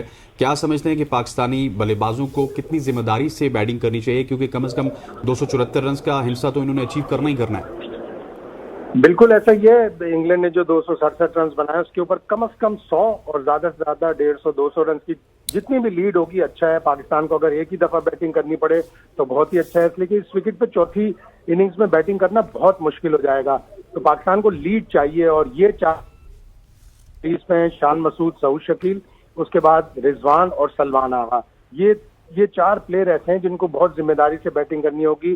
पाकिस्तान टेस्ट में जीतेगा, अगर इंग्लैंड ने लीड ली तो फिर पाकिस्तान के लिए बड़ा मुश्किल हो जाएगा। ठीक हो गया। अच्छा शाहिद साहब, वनडे और T20 की कप्तानी के लिए एक्सपेक्ट किया जा रहा है कि संडे को एक इंपॉर्टेंट मीटिंग होने जा रही है मोहसिन नकवी साहब की और साथ ही मोहम्मद रिजवान की। क्या वजह हो सकती है कि अभी तक स्क्वाड का ऐलान नहीं हुआ और अभी तक कप्तान का भी फैसला नहीं हो पाया है? काफी कश्मकश है। सिलेक्शन कमेटी डिसाइड तो कर चुकी है लेकिन ये अनाउंस नहीं कर रहा है। अब आप ये देखेंगे टेस्ट मैच 28 तारीख को खत्म होगा, 29 तारीख को पाकिस्तान को फ्लाई आउट करना है ऑस्ट्रेलिया से। आपकी टीम कब ऐलान होगा टीम का, तो मैंने उनको ये कहा कि अभी तो हमारा कप्तान का नहीं पता कि हमारा व्हाइट बॉल का कप्तान कौन होगा। तो ये अफरा तफरी जाहिर करती है। आप पहले से अनाउंस करते हैं अपना कप्तान भी, अपने प्लेयर्स भी। वो के 30 से 32 प्लेयरों के ऑस्ट्रेलिया, साउथ अफ्रीका के वीजे लग चुके होंगे, लेकिन इसका अनाउंस ना करना, आप उन खिलाड़ियों को भी गैर यकीन हैं जिनके आपने वीजे लगवा लिए, उनको नहीं पता कि उन्होंने जाना है या नहीं जाना, किसका टिकट कटेगा। तो ये पहले से तैयारियां होनी चाहिए कि इस टेस्ट मैच के और जो दूसरा टेस्ट मैच के दरमियान गैप था उसमें अनाउंस कर देना चाहिए। ठीक है। शायद भी आप बड़े बाखबर साफी हैं। जब स्पोर्ट्स के प्रोग्राम में हम खबरें लेते थे तो आप अंदर की खबर लाते थे। ये बताइएगा कि सुना ये है, खबरें इस तरह की आ रही हैं, जराए कह रहे हैं कि शादाब खान के नाम के ऊपर कोई टसल कोचेस की और सिलेक्टर्स की, क्या इसमें कुछ सदाकत है? बिल्कुल ऐसा ही है। आप देखें कि व्हाइट बॉल में बहुत से प्लेयर्स की परफॉर्मेंस इतनी अच्छी नहीं रही। गो के इतना टैलेंटेड है शादाब खान, जिस तरह वो PSL में खेलता है, जिस तरह वो दीगर मुकाबलों में खेलता है, लेकिन इंटरनेशनल क्रिकेट में मुतासिर हुई है। वनडे वर्ल्ड कप अच्छी कारकर्दगी नहीं रही शादाब की। T20 वर्ल्ड कप में भी एक आधी स्कोर उसने किया जो इतना अच्छा नहीं था। तो शादाब खान की ऊपर और भी 2-3 प्लेयर हैं जिनके ऊपर सवालिया निशान है, क्या है उनको सेलेक्ट किया जाए या ना किया जाए, इसलिए कि ये प्लेयर अच्छे तो हैं लेकिन अगर आप इनकी परफॉर्मेंस नहीं है, आपको दूसरे प्लेयरों को चांस देना पड़ेगा। अब्दुल समद एक जो चैंपियंस कप में और अभी इमर्जिंग एशिया कप में बहुत अच्छा खेल रहे हैं, उनके नाम पर भी गौर किया जा रहा है। तो 2-4 प्लेयर आपको लेके जाने पड़ेंगे, क्योंकि ऑस्ट्रेलिया का टूर बहुत ही डिफिकल्ट होता है, वहाँ की पिचें बहुत ही डिफिकल्ट होती हैं। लेकिन पिछले 2 साल में हमारी पाकिस्तान शाहीन्स की 2 टीमें वहां जा चुकी हैं। उनके अच्छे परफॉर्मेंस में से एक नाम जहादात खान का है जो बाएं हाथ से बॉलिंग करते हैं, अच्छी बैटिंग भी कर लेते हैं। कामरान गुलाम बहुत अच्छा खेल रहे हैं, चैंपियंस कप में 2 सेंचुरियां बनाई थी। तो इस तरह के लड़कों को चांस देकर आप बायलैटरल सीरीज में आजमा सकते हैं, इसलिए कि बायलैटरल सीरीज का इतना फर्क नहीं पड़ता। वो आपको पता है कि आप 6 में से शायद 5 मैच तो हार ही जाएंगे, 2 T20, शायद आप एक आध मैच को निकालने में कामयाब हो जाएं। लेकिन ऑस्ट्रेलिया का टूर बहुत मुश्किल होता है। उन्होंने वनडे के लिए अपनी पूरी फुल स्ट्रेंथ टीम का ऐलान किया है। T20 में ऑस्ट्रेलिया भी नए खिलाड़ी आजमाएगा, इसलिए कि उनका इंडिया से टेस्ट सीरीज है तो अपने मेन बॉलर्स को रेस्ट कराएंगे।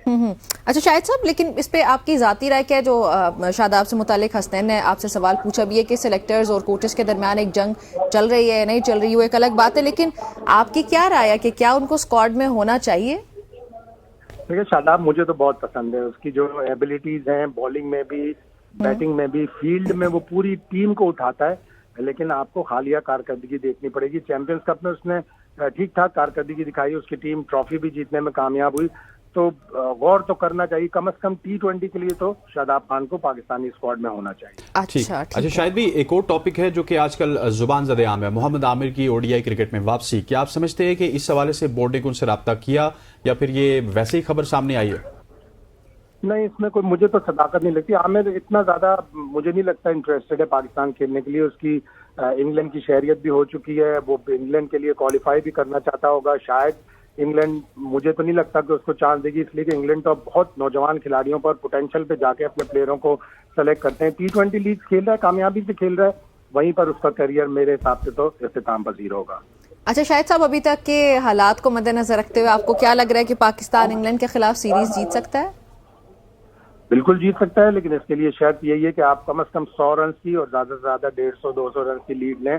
अगर पाकिस्तान लीड लेता है तो ये टेस्ट मैच भी और सीरीज भी जीत जाएगा. इसलिए कि इंशाल्लाह जब गेंद सॉफ्ट होगी, और अब तकरीबन लग रहा है 26-27 ओवर हो चुके हैं, तो गेंद सॉफ्ट हो जाती तो इतनी टर्न नहीं होती कुकाबूरा की बॉल, तो पाकिस्तान को आसानी होगी.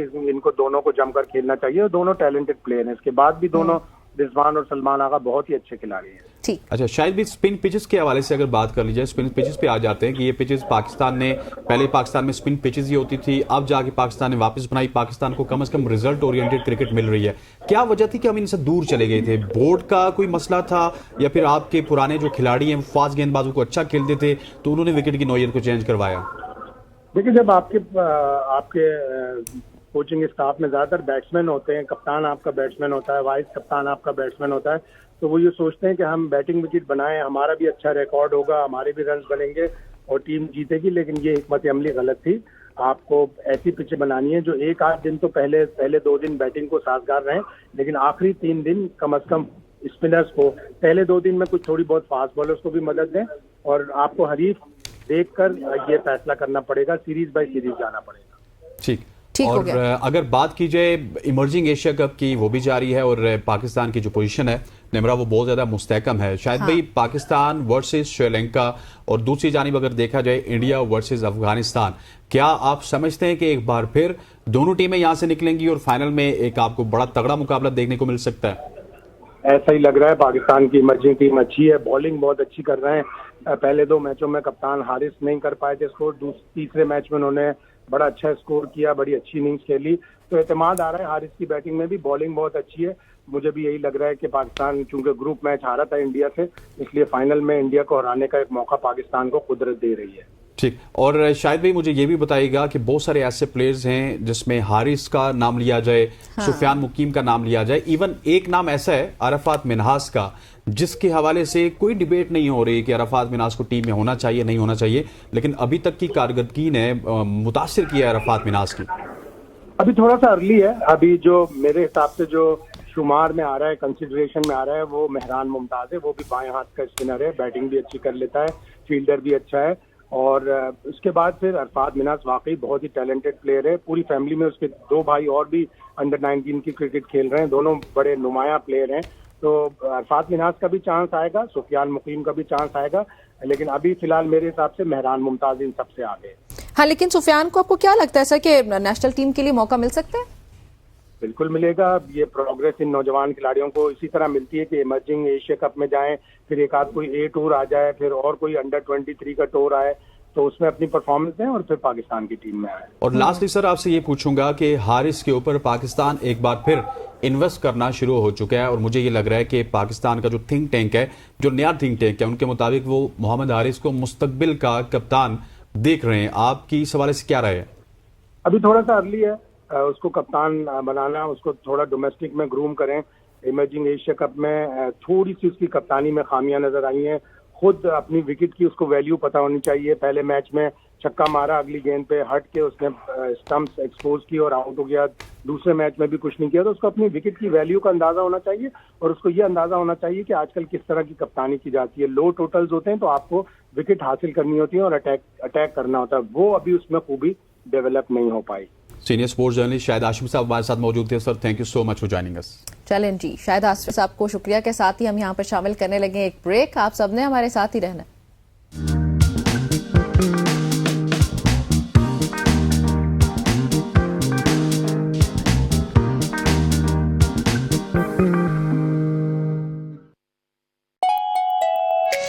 पहली बार विटामिन सी और ग्लिसरीन के साथ प्लग्स जो जिल्द को निखारे, नमी दे और दे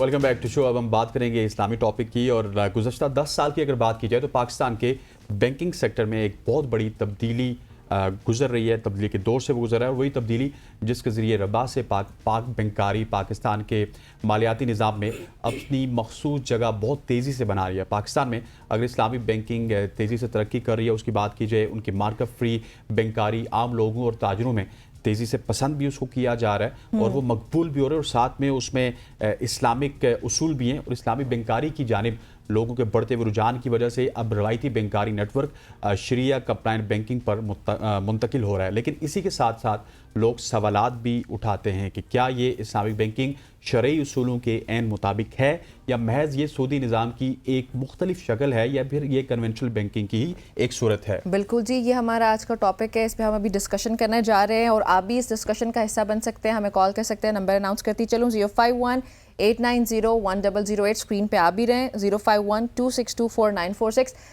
سود سے متعلق, اسلامی یا شرعی بینکنگ سے متعلق, یا بینکاری سے متعلق اوور آل اگر آپ کا کوئی سوال ہے تو وہ آپ پوچھ سکتے ہیں. اس پہ بات کرنے کے لیے ہمیں جوائن کیا جی ڈاکٹر مفتی یاسر صاحب نے. ڈاکٹر صاحب السلام علیکم. وعلیکم السلام. اچھا ڈاکٹر صاحب, سب سے پہلے تو بتائیے گا کہ اگر اسلام کا معاشی نظام دیکھا جائے تو وہ کیپٹلزم سے یا پھر سوشلزم سے کس طرح سے مختلف ہے؟ بسم اللہ الرحمن الرحیم. اسلام کا جو معاشی نظام ہے وہ کیپٹلزم سے اور سوشلزم سے مختلف ہے. کیپٹلزم یعنی سرمایہ دارانہ نظام معیشت کے اندر دو پارٹیسپینٹس ہوتے ہیں, ایک انویسٹر ہوتا ہے, دوسرا مینیجر ہوتا ہے. انویسٹر پیسے فراہم کرتا ہے, مینیجر اس پہ بزنس کرتا ہے, اور اس کے اگینسٹ وہ انویسٹر اس سے سود وصول کرتا ہے. اچھا, سود جو ہے وہ بیک بون ہے کیپٹلزم کا, اس کے بغیر ان کے پاس کوئی چارہ نہیں ہے. اسی طرح کیپٹلزم انفرادی ملکیت کا قائل ہے کہ آپ اپنی چیز کا مالک ہے, اپنے پیسے کا مالک ہے, آپ جس طرح چاہے بغیر کسی روک ٹوک کے اس کا استعمال کر سکتے ہیں, آپ اس کو ضائع بھی کر سکتے ہیں, عیاشیوں پر بھی خرچ کر سکتے ہیں, کوئی روک ٹوک نہیں ہے. دوسرا ان کا موقف یہ ہے کہ جن لوگوں نے عمل پیدائش میں یعنی دولت کی پیدائش میں حصہ لیا ہے, فیکٹرز آف پروڈکشن جس کو کہتے ہیں, صرف وہ لوگ ہی دولت کے حقدار ہیں, اور وہی ان کو ہی حصہ ملے گا, اور باقی جو لوگ ہیں ان کا کوئی حصہ نہیں ہے. اسی طرح جو سوشلزم ہے تو اس کی جو بنیادی تھیوری ہے وہ یہ ہے کہ انفرادی ملکیت کے وہ قائل نہیں ہے, اجتماعی ملکیت ہے, سب کچھ اسٹیٹ کا ہے, اور اسٹیٹ رسپانسبل ہیں کہ وہ آپ کی ضروریات پوری کرے, اور آپ کی ذاتی کوئی چیز نہیں ہے, آپ اسٹیٹ کے لیے ہی کام کریں گے. اسلامی نظام معیشت ان دونوں کے بیچ ہے. پہلی بات تو یہ ہے کہ یہاں سود کا کوئی کانسیپٹ نہیں ہے. اس کی وجہ یہ ہے کہ سود جو ہے وہ دولت کی منصفانہ تقسیم کے راستے میں رکاوٹ ہے. اسلام اس بات کا خواہاں ہے کہ دولت کی کنسنٹریشن نہ ہو, بلکہ دولت کی گردش ہو, امیر سے امیر تر نہ بنے, بلکہ یہ دولت جو ہے ہر طبقے تک پہنچ جائے. اسلام اس بات کا خواہاں ہے. اس وجہ سے اس نے سود پر پابندی لگائی, کیونکہ یہ سود ہی ظلم اور جبر کا اس کی ایک وجہ بن رہی ہے, اور معاشرے میں لوگوں کا اس کی وجہ سے لوگوں کے ساتھ ناانصافی ہو رہی ہے. تو اسلام نے اس پر پابندی لگائی. اسلام نے انفرادی ملکیت کا بھی تصور دیا کہ آپ خود بھی کسی چیز کا مالک بن سکتے ہیں, اور اجتماعی ملکیت کا بھی تصور دیا, اسٹیٹ بھی مالک بن سکتی ہے. اسی طرح اسلام نے فرد کو بھی اس بات کا حقدار ٹھہرایا کہ آپ نے چونکہ دولت کی پیدائش میں حصہ لیا ہے تو آپ بھی اس میں سے حقدار ہیں. لیکن وہ لوگ جنہوں نے اس میں حصہ نہیں لیا ان کو بھی اللہ تعالیٰ نے حصہ مقرر کر کے دے دیا. زکوٰۃ اور صدقات کی صورت میں ہمیں کہا گیا کہ معاشرے کا جو پسا ہوا طبقہ ہے, جو غریب لوگ ہیں, تو آپ 2.5% زکوٰۃ دیا کرے. اس کے علاوہ صدقات کی ترغیب دی گئی کہ آپ جو ہیں وہ صدقہ دیا کرے, اس پر آپ کو اتنا اجر و ثواب ملے گا. یہاں تک کہ ایک روایت میں آتا ہے کہ 700 گنا اجر و ثواب ملتا ہے, اور اس کی وجہ سے بلائیں ٹلتی ہیں. تو یہ سارے فضائل جو ہیں اس وجہ سے بیان کیے جا رہے ہیں کہ جن لوگوں نے دولت کی پیدائش میں حصہ نہیں لیا وہ اگر حقدار ہیں, اور وہ اگر معاشرے کا مظلوم طبقہ ہے, پسا ہوا طبقہ ہے, تو آپ ان کی بھی مدد کریں. حضرت اگر اسلامک بینکنگ کے حوالے سے بات کی جائے تو ہم کنونشنل سے اسلامک کی طرف چلے گئے, لیکن پھر بھی وہاں پہ کچھ نہ کچھ خدشات ہوتے ہیں. اگر آپ نے گاڑی لینی ہے, آپ نے کچھ سود لینا ہے, تو اس کو ڈیفرنٹ ٹرمنالوجی سے عوام کے سامنے پیش کیا جاتا ہے. تو اس حوالے سے روشنی ڈالیے گا کہ کیا جو مروجہ اسلامی سسٹم پاکستان میں رائج ہے یا اسلامی بینکنگ سسٹم پاکستان میں رائج ہے، کیا یہ جو شریعت کے اصول ہیں ان کے مطابق ہے یا پھر اس میں بھی کچھ ابہام ہیں؟ جی، جو اسلامی بینکاری کے نام سے سسٹم متعارف ہے تو علماء نے اس کو غیر سودی بینکاری کا نام دیا کہ یہ غیر سودی بینکاری ہے۔ علماء نے اس پر غور کیا کہ چونکہ کنونشنل بینکنگ جو ہمارے اس معاشرے کا حصہ ہے اور اس میں موجود ہے، اس سے انکار نہیں کیا جا سکتا، ہر فرد جو ہے بینک کا محتاج ہے۔ اب بینک کے علاوہ کوئی چارہ نہیں ہے تو اس کا متبادل بتانا ضروری ہے اور متبادل کے لیے کوششیں کرنی چاہیے۔ علماء نے اس پر غور کیا اور شریعت کے دائرے میں رہتے ہوئے شریعت کے طریقہ کار کے مطابق اسلامی بینکنگ یا غیر سودی بینکاری کے نام سے ایک سسٹم متعارف کیا، اور یہ دراصل بینک کو ایک تجارتی ادارہ بنایا کہ آپ وہ مقاصد حاصل کریں جو کنونشنل بینک حاصل کر رہا ہے، لیکن طریقہ کار شریعت والا بنائے۔ شریعت نے آپ کو جہاں تک اجازت دی ہے، جس طرح ٹریڈنگ کرنے کی اجازت دی ہے، آپ اس طرح ٹریڈنگ کا طریقہ اختیار کریں، بھلے اس کا نتیجہ جو ہے وہ سیم نکلے، لیکن ہم نتیجے کی طرف نہیں دیکھیں گے۔ نتیجہ سیم آئے گا تو اس کی وجہ سے ہم یہ نہیں کہہ سکتے کہ چونکہ کنونشنل بینک میں بھی یہ نتیجہ ہم نے حاصل کر لیا اور اسلامک میں بھی یہ حاصل کر لیا تو وہ حرام ہے تو یہ بھی حرام ہے۔ نہیں، ایسا نہیں ہے۔ یہاں ہم نے شریعت کے بتائے ہوئے طریقے کو فالو کیا۔ شریعت نے بتایا ہے کہ جب آپ مرغی ذبح کرتے ہیں تو بسم اللہ پڑھ کر ذبح کریں اور پھر آپ اس کو کھائیں، ٹھیک ہے۔ اگر کوئی بسم اللہ پڑھے بغیر جو ہے مرغی ذبح کرے اور اس کو کھائے گا تو اس کو ہم حرام کہتے ہیں۔ نتیجہ دونوں صورتوں میں سیم ہی ہے، لیکن صرف شریعت کا جو طریقہ کار اختیار کیا گیا۔ تو جو لوگ کہتے ہیں کہ اس کے اندر کوئی فرق نہیں ہے دونوں نظاموں میں، تو ان پر یہ معاملہ یہاں سے مشتبہ ہو جاتا ہے کہ جو اس کے پس پردہ طریقہ کار ہے وہ اس طریقہ کار کو یا سمجھ نہیں رہے ہیں یا اس سے ناواقفیت کی وجہ سے وہ اس طرح کہہ دیتے ہیں کہ دونوں نظام ہائی بینکاری کے اندر کوئی فرق نہیں ہے۔ اچھا، ہمارے ساتھ ایک کالر ہیں عادل صاحب، اسلام آباد سے ہمیں جوائن کر رہے ہیں۔ عادل السلام علیکم، ویلکم ٹو سب کی سوچ، پلیز اپنا کوشچن پوچھے گا۔ وعلیکم السلام جی، پہلے تو میں آپ کو کہنا چاہوں گا کہ آپ نے اچھا ایک ٹاپک ہے جو آج کل ہماری سوشل لائف کافی زیادہ افیکٹ کر رہا ہے، آپ نے چوز کیا اور آپ اسے کمپریہنسو بات کر رہے ہیں، تھینک یو فار دیٹ۔ میں اسکالر صاحب سے سوال کرنا چاہوں گا، سر یہ بتائیے گا کہ اگر ہم اپنا کوئی انویسٹمنٹ بینک کو دیتے ہیں اور بینک اس کو پھر کسی کاروبار میں استعمال کرتا ہے، وہاں سے اس کو منافع آتا ہے اور وہ اس میں سے کچھ پرسنٹیج ہمیں دیتا ہے، کیا یہ سود کے زمرے میں آتا ہے؟ اگر آتا ہے تو اس کی تھوڑا سا دلیل دے دیجیے گا، بہت شکریہ۔ جی بہت شکریہ کال کرنے کے لیے، بڑا اچھا سوال ہے۔ جی، انویسٹمنٹ، ان کا سوال یہ ہے کہ اگر ہم کسی بینک کو اپنا سرمایہ فراہم کرتے ہیں اور وہ اس پہ سے ہمیں کوئی نفع فراہم کرتا ہے تو یہ سود ہے یا نہیں۔ پہلے تو دیکھا جائے گا، اگر ہم اسلامی بینک کو یہ سرمایہ فراہم کرتے ہیں تو اسلامی بینک کا اپنا شریعہ بورڈ ہوتا ہے، شریعہ بورڈ نے منظوری دی ہوئی ہے کہ کہاں کہاں آپ انویسٹمنٹ کر سکتے ہیں، کون کون سے جائز کام ہے وہ آپ اس سے کر سکتے ہیں۔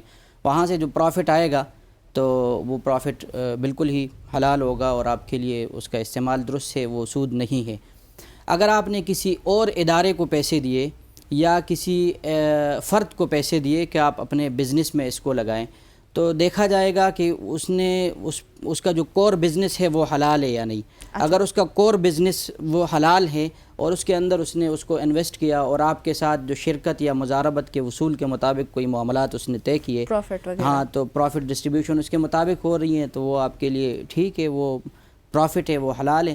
لیکن اگر وہ وائلیشن کر رہا ہے، لا آف کانٹریکٹ کو فالو نہیں کر رہا، اس کا کور بزنس ٹھیک نہیں ہے، شریعت کے بتائے ہوئے طریقے کے مطابق وہ معاملات انجام نہیں دیتا تو پھر اس نفع کو اور اگر اسلامی بینک کے علاوہ کسی دوسرے بینک کو دیتے ہیں تو وہ ظاہر شریعت کو اس طرح سے فالو نہیں کر رہے تو وہ سود میں آئے گا۔ ان کا تو نہ شریعہ بورڈ ہے نہ شریعہ نگرانی اس کی ہو رہی ہے، تو اس کے متعلق جو ہے علماء منع کرتے ہیں کہ نہیں، آپ وہاں پہ انویسٹمنٹ نہ کریں۔ وہ یہ ایسا ہی ہوگا کہ آپ نے ان کو قرضہ دیا اور وہ قرض پر آپ کو نفع دے رہے ہیں۔ ہمارے ساتھ عبدالغفار صاحب ہیں سواد سے، کالر آپ کو خوش آمدید کہتے ہیں، سوال پوچھیے گا پلیز۔ عبدالغفار صاحب، آپ کو آواز آ رہی ہے؟ جی سر، جی سوال پوچھیے گا۔ میں یہ سوال پوچھتا ہوں کہ حکومت پاکستان نے نیشنل سیونگ سینٹر ایک قائم کیا ہے اور اسلامی اصول کے مطابق لوگ اس میں پیسے رکھتے ہیں، کیا یہ حلال ہے جو منافع دیتے ہیں یا نہیں ہے؟ جی بہت شکریہ۔ نیشنل سیونگ سینٹر میرے خیال سے اس کی تو کوئی شریعہ بورڈ نہیں ہے میری معلومات کے مطابق، اور اگر شریعہ بورڈ ہے اور اس کی شریعہ نگرانی ہو رہی ہے تو آپ اس میں انویسٹمنٹ کر سکتے ہیں، لیکن اگر شریعہ بورڈ نہیں ہے آپ پہلے ان سے یہ کنفرم کر لیں کہ آپ کے معاملات کی شریعہ نگرانی کون کرتا ہے، کون شریعہ ایڈوائزر کون ہے، شریعہ بورڈ کے چیئرمین کون ہے. ہاں اگر کوئی ہے اور اس کی نگرانی ہو رہی ہے اور جس طرح اسلامی بینکاری نظام کی نگرانی ہو رہی ہے اس طرح کا سیٹ اپ ہو تو ٹھیک ہے، آپ وہاں پر انویسٹمنٹ کر سکتے ہیں، لیکن اگر نہیں ہے تو آپ اس سے اجتناب کریں. سر اگر بینکس کی بھی بات کی جائے تو ایک آپ کو وہ دیتے ہیں فکس پروفٹ، ایک ہوتا ہے پروفٹ اینڈ لاس پہ، مطلب کہ پروفٹ ہوا تو پروفٹ دیں گے، لاس ہوا تو لاس دیں گے، لیکن دیکھا گیا ہے کہ لاس بہت کم ہی ہوتا ہے، پروفٹ ہی ہوتا ہے. سو ان دونوں میں فرق کیا ہے اور کیا کوئی ٹھیک ہے اس میں کنونشنل بینکنگ کی اگر بات کی جائے تو؟ نہیں، کنونشنل بینکنگ کی تو بات یہاں پر نہیں کی جا سکتی، وہ تو وائلیشن کرتے ہیں، وہ تو وہ رول ریگولیشن جو شریعہ کے ہیں وہ فالو ہی نہیں کرتے، تو اس کے متعلق ہم بات نہیں کرتے. بینکنگ کی بات کی جائے ہاں اسلامک بینک وہ ٹھیک کر رہے ہیں، لیکن اب یہ ہے کہ اسلامک بینک کا جو پروفٹ ریٹ ہے اگر آپ کہتے ہیں کہ یہ تو سیم آ رہا ہے مسلسل مجھے وہ مل رہا ہے، تو اس کی وجہ یہ ہے کہ ایک پورٹ فولیو مینجمنٹ کا ایک تصور ہے کہ آپ جو ہے وہ سارے انڈے ایک ٹوکری میں نہ ڈالیں، کیونکہ اگر وہ گر جائیں تو سارے خراب ہو جائیں گے، ضائع ہو جائیں گے، تو وہ سارا انویسٹمنٹ ایک جگہ انویسٹ نہیں کرتے، کئی جگہوں پہ انویسٹ کر دیتے ہیں. تو اگر 8-10 جگہ انہوں نے انویسٹمنٹ کی ہیں تو 7-8 جگہ سے پروفٹ آ جائیں اور دوسری جگہ 2 جگہوں سے اگر نقصان بھی ہو جائیں تو وہ اس پروفٹ کی جو شرح ہے وہ زیادہ سے زیادہ کم ہو جاتی ہیں، تو اس کا ایک عام بندے کو اس کا احساس نہیں ہوتا. تو اس وجہ سے وہ یہ سمجھ رہے ہیں کہ یہ تو میں سارا بس وہ جس طرح میں سود پہ فکس لے رہا ہوں اسی طرح اس میں بھی فکس ہی لے رہا ہوں، ایسا نہیں ہے.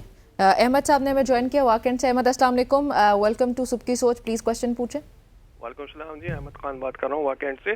جی میرا کوشچن یہ تھا کہ جس طرح اسلامک بینکنگ ہے، میزان بینک یا دوسرے ہیں، اس میں ایک شخص جاتا ہے اور پیسے جمع کراتا ہے، تو اس طرح بہت سارے لوگ پیسے جمع کراتے ہیں اپنے.